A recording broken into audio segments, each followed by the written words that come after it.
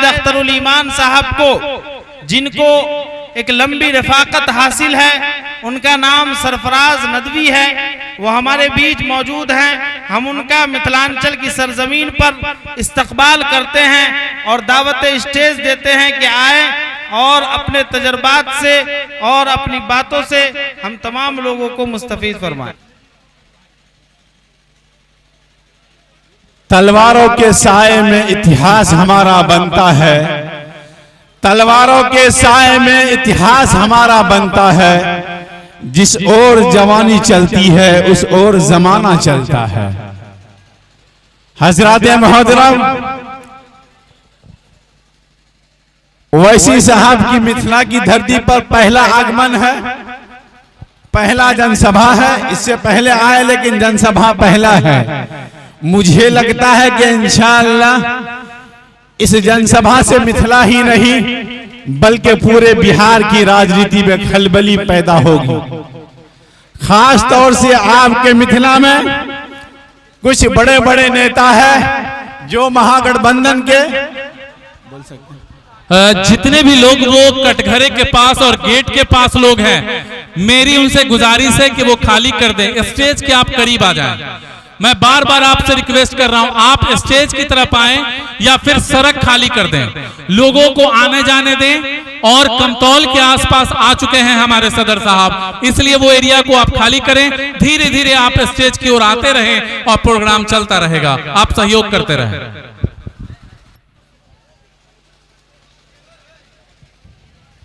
तो मेरे भाई, आपके मिथिला की राजनीति ही नहीं, आज की यहाँ की विधानसभा और इस विधानसभा की इस पहला जनसभा से इंशाअल्लाह पूरे बिहार की राजनीति में वो झटका लगने वाला है। और खास तौर से मिथिला में कुछ बड़े नेता है, मैं जिनका नाम लेना नहीं चाहता। हाल के दिनों में उन्होंने बयान दिया है कि ओवैसी साहब की क्या हैसियत है। साहब, आपकी मिथिला की धरती से मैं कह के जाता हूं, इंशाअल्लाह अब मिथिला ही नहीं पूरे बिहार में जिन्होंने राजनीति को ठेकेदारी समझ रखा है, जिन्होंने राजनीति को अपने बाप दादा की राजनीति समझ रखा है, इंशाअल्लाह उसको उखाड़ ही नहीं फेंकेंगे बल्कि हम हिस्सा लेंगे। अब वो नहीं चलेगा कि आपके बाद आपकी बेटा राजनीति करे, आपके बाद आपका दादा और पोता करे।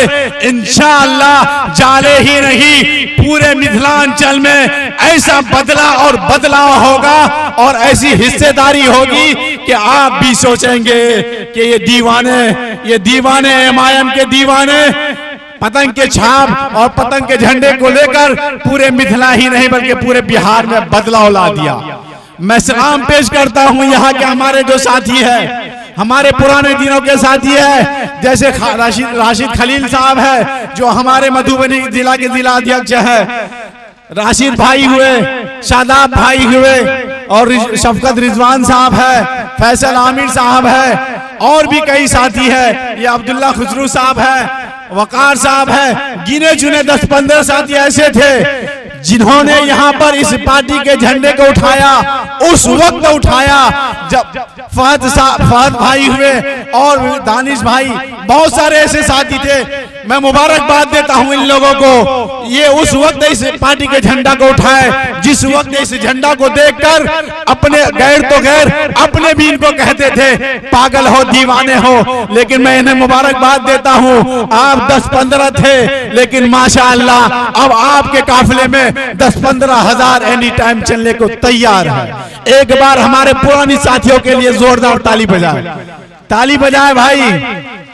जिनके हाथ में खुजली है या फोड़ा फुंसी है वो नहीं बजाए, अगर जिनका हाथ सही है वो जरूर बजाए।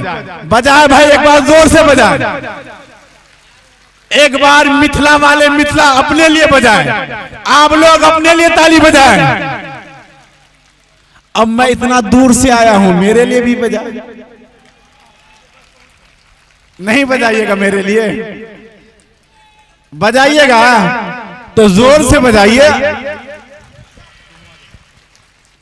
मेरे भाई, मैं आपको बताऊं, बिहार की आबादी 13 करोड़ हो गई है। कितनी हुई? 13 करोड़। इन 13 करोड़ में मुसलमानों की आबादी है 2 करोड़ 31 लाख। पिछला इलेक्शन गुजरा, महागठबंधन की जो सरकार लड़ी उनमें आरजेडी को सीटें मिली 22। याद रखिएगा, पिछले इलेक्शन में बिहार में आरजेडी को सीटें मिली 22। मुसलमानों की आबादी है 2,31,00,000 और लालू जी के घर की आबादी है 11, यानी 7 लड़की 2 लड़के 2 मियां बीवी 11। उनके हिस्से में टिकट आया 2, उनकी 2 बेटी लड़ी और 2,31,00,000 मुसलमानों के हिस्से में टिकट आया 2। आप सोचिए कि आपकी सियासी ताकत, सियासी हिस्सेदारी कितनी है।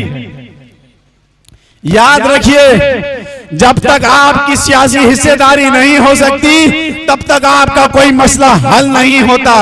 जिसका नेता नहीं उसका कुछ होता नहीं। इसलिए मेरे भाई, आज वक्त है, आप नेता पैदा कीजिए, हिस्सेदारी लीजिए। वो वक्त चला गया, लालू का जमाना चला गया, नीतीश जी का जमाना चला गया। अब लालू यादव जी भी चाह रहे हैं कि उसी पैटर्न में मेरा बेटा भी मुख्यमंत्री बन जाए, मेरी वाइफ बन गई।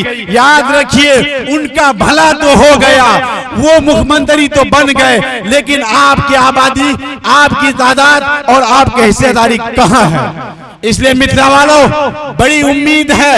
सीमांचल के बाद सबसे ज्यादा अगर पूरे बिहार में सियासत में अगर किसी को उम्मीद है और सबसे ज्यादा आबादी है, सबसे अच्छी सीट जीतने वाली सीट है, सबसे अच्छे लोग और सबसे अच्छे नेता है, वो मिथिलांचल में है।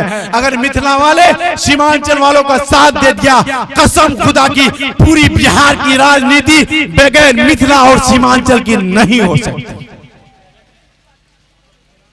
इसलिए मेरे भाई, आपके पास मौका है।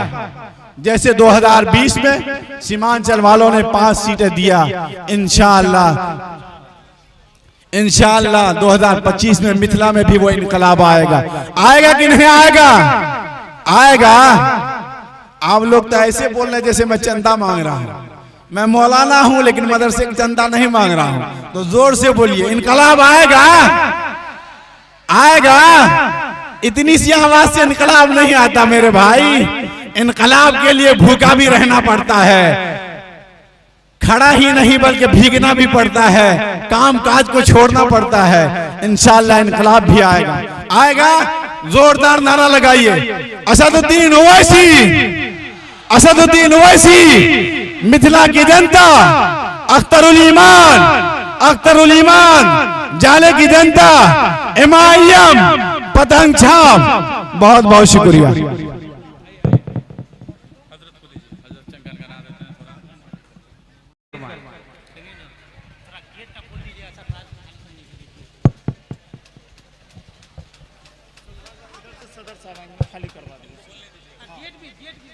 अस्सलामु अलैकुम व रहमतुल्लाहि व बरकातुहू।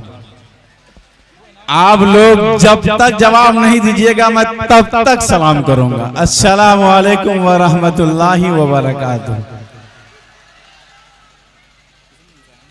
माशाअल्लाह, मैं अमौर की धरती, अमौर की वो धरती है जो बिहार की सियासत में अमौर सियासत का दिल है।